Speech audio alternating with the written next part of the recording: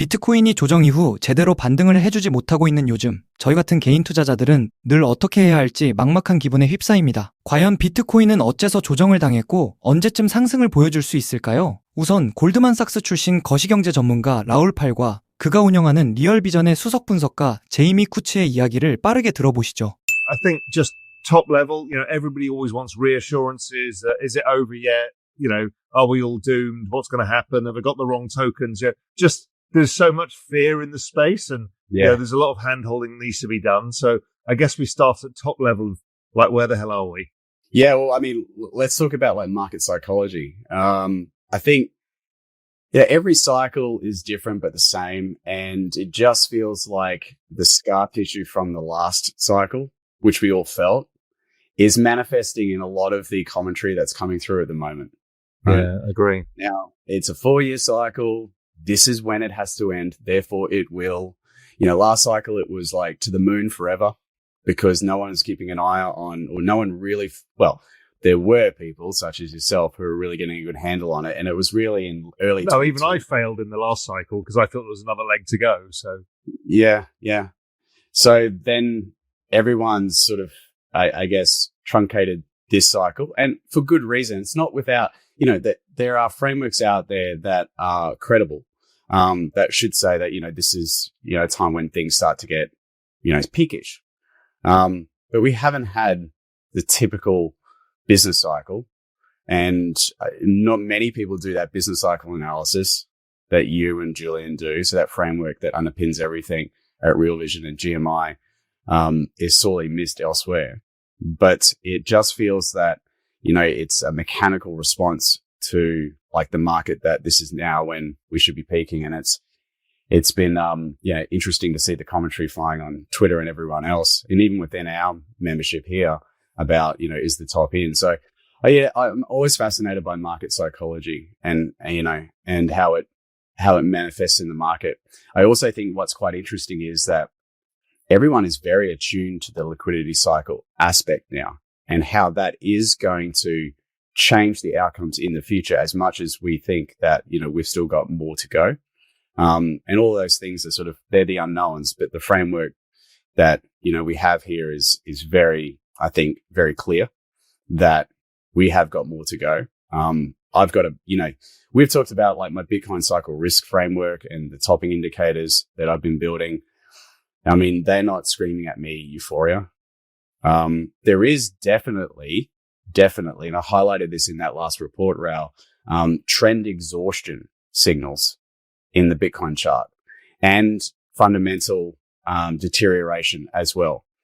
But I think that's a function more of the transition into higher beta crypto through ETH primarily. 라울팔과 제이미 쿠츠는 지금 시장이 역사적인 사이클에 갇혀 이전 신고점이 이번 사이클에서 가장 높은 가격이라는 생각을 하고 있다며 불안을 갖고 있다고 이야기했습니다. 그러면서 다양한 지표가 아직 이번 사이클이 남아있는 것으로 나타내고 있다며 실은 이런 조정장에 알트 시즌이 올 수 있다는 것도 짚었는데요. 근데 솔직히 전문가들 얘기 들으면 다 쉬워 보입니다. 그런데 막상 뛰어들면 현실은 다릅니다. 세력, 고래, 냉정한 시장 진짜 정보는 독점됩니다. 저희는 여러분이 5분 먼저 대응할 수 있도록 정보를 무료로 공개하고 있습니다. 하단 링크 클릭하고 함께 기회를 잡아봅시다. The falling of Bitcoin dominance, which is typical of this point in the cycle anyway, right? Yes, yeah. And that transition really started, second quarter, but it was very clear by sort of July when I was on paternity leave that transition had occurred because I looked at the on-chain data on Bitcoin, the ETF flows between Bitcoin and Ethereum, and obviously the price action. And it very much lines up with, that transition period in the crypto market from Bitcoin dominance to high quality alts, not, a dash for trash sort of market that we saw in 2021 when people were getting stimulus checks, but a high quality alt season run at the moment. So that's kind of where I'm at. And when we talk about the high quality alt season, I want to see where your head's at. My head's at is quality layer ones, revenue generating projects, and a few big things that capture attention, whatever they may be, that don't come with revenues or anything else, but they capture attention. We're seeing, Hyperliquid's obviously one of them, maybe Athena's another. We're seeing obviously Sui, Solana. How are you thinking this next phase is, and what are the types of tokens that participate? Yeah, I like the way that you've just distilled that down into a very clear sort of representation of what really matters. Cash flows, are there protocols that are fundamentally strong, meaning that they have cash flows, they have usage, they deliver utility, and have very strong tokenomics. And there are a handful of those, and they are being rewarded by the market as they should. I've always had this view that as the asset class grows and as the, for lack of a better term, sophistication of the marginal new investor comes in, that they're going to look at fundamentals more and more. That's always been my base case. And I think that's playing out. I mean, you mentioned Hyperliquid generating a huge amount, generating the sort of cash flow revenues that would make a, NASDAQ 100 company sort of water, like in terms of just the growth. In terms of like the multiples, I know we're not talking like for like, but in the case of Hyperliquid, it's trading on a revenue multiple that would put it, in the median of a tech stock in the S&P. But it is those high quality, tokens, L1s and the DeFi protocols. And the things that will grab attention because, that is not going away. Memes are definitely not going away. In fact, I'm starting to entertain maybe my first, meme position, which we can talk about later. Because by the way, the Doge, ETF launches tomorrow. So by the time this is out, it'll have launched, which is interesting. I was going to put it in that was one I was going to put it in my note. So I think it's a much more discerning market, and you're not seeing the broad-based rally. I mean, we're still, I think, early stages of this sort of broadening out or alt season, for lack of a better term. But it is going to be a very discerning type rally until we get to the end, when there will be short-term pumps and real small caps with, no product market fit that will start running. And that is on my, that's on my checklist for a market peak. And we're not there yet. Where is your measures? Because you look at liquidity too, and you've been posting some stuff on X about it. Give us your top down where we are on the liquidity cycle from your perspective. So I think April for me was the demarcation of an important inflection in liquidity, because I have my own global liquidity index, as do you, and they're all sort of like proxies for kind of what we think global liquidity is, and they differ a little bit. But once you regress these things, they have a very strong correlation. And if you do sort of like predictive measures like Granger, causality, and whatever, yes, it does have very significant predictive value. So I do use it a lot, but I also, appreciate that it's not a perfect one-for-one for global liquidity. No, and people get confused over that. It's a roadmap. It's the contextualization of where we are in the cycle and what to kind of expect, as opposed to, it went up today, so in a month's time it'll go up. It's like, it doesn't work that way. Yeah, exactly. It's going to wiggle. It's going to, it's going to surprise a little bit. But like from my first principles basis, global liquidity goes up. That increases the marginal demand for risk assets, and the preference for risk asset investors is the assets that give the most protection to monetary debasement, which is why they've got marginal new dollars coming into the financial system to buy assets in the first place. So, but that sort of what I call like a super bullish regime, which is just like using technical analysis on global liquidity, looking at the breakout that happened in April, gives us runway for another, typically though these periods of like the breakouts last for about 2 years based on previous cycles. But this is the ascent of global liquidity this cycle is far more moderate for reasons we can get into. But like, I think that, and also let me just, also add that global liquidity increasing is not, or the absolute level of global liquidity is not the most important metric. It's the rate of change. And risk assets will sniff that slowing down. So I think there's another sort of 6 months left in the cycle. And I know that's pretty much lining up with where you are as well. Maybe it's a little bit more, maybe it's a little bit less. Well, our view is if the dollar continues lower and rates go lower, financial conditions are easing, and that gives a 9-month lead. So it might push it out further than we expect. We don't know yet, but definitely doesn't feel like the end of the cycle is going to be this year by any stretch. Well, yeah. And so, that actually, that correlates to what I see on the chart here, because we've just broken above. Like, it's been sort of 5 months, where we're in this sort of new regime where global liquidity is higher than where it was at the peak of the last cycle. And that usually, I've got another chart here which looks at sort of liquidity versus debt, which I think is the critical metric. And the problem is that debt has been growing at a clip. Like, I think since 2023, when I ran the numbers, US public debt has risen by about 15%. GDP has gone up by 10%. So there's a 5% differential there. That is a problem.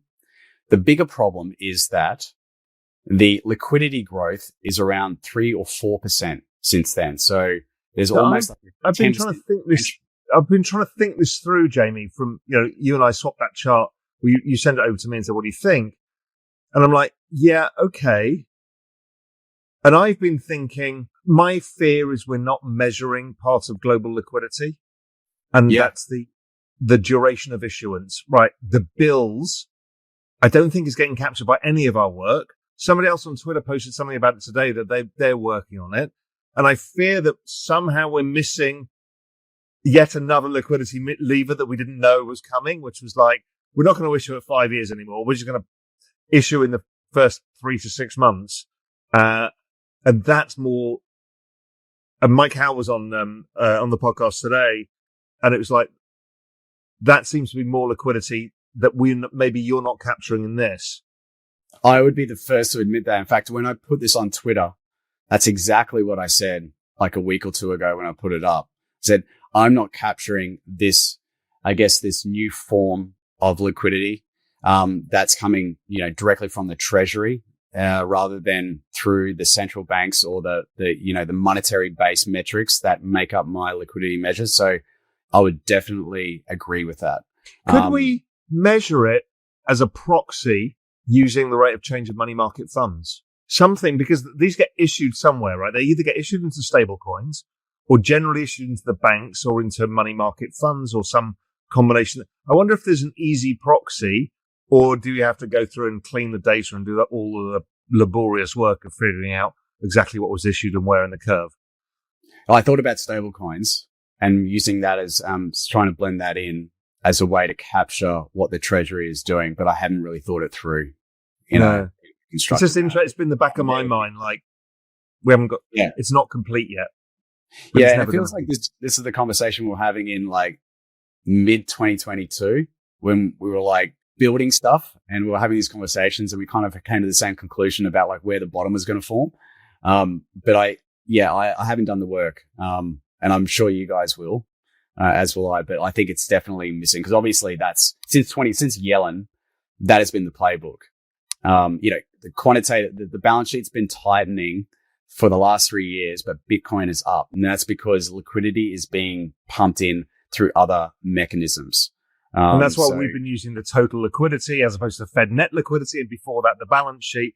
Here's another interesting thing that we found in GMI. We're like, why is this business cycle longer? Part of it is like rates haven't come down. Okay, fine. Then we went back and did the foundational work again about debt maturity. And what we found is back in 2021, they lengthened the maturity of the debt because rates were low. Yeah. And so now, 4-5 years later, we're having to roll that debt. And it's because it was 5 years and not 4 years after the 2021 cycle. They extended the cycle by a year because they extended duration. Now what they're doing is looks like they're shortening cycle. And so it might bring the cycle back again. Or if they continue to just issue in the short end, maybe we don't get a cycle. I'm not suggesting that's the case, but just intellectually, it's interesting to see, and if they just continue to issue the short end, there is no cycle because it's just endless liquidity. So I would love to see the work on the composition of debt based on maturity. It's not that there's endless liquidity. It's that the system is way more fragile in that environment.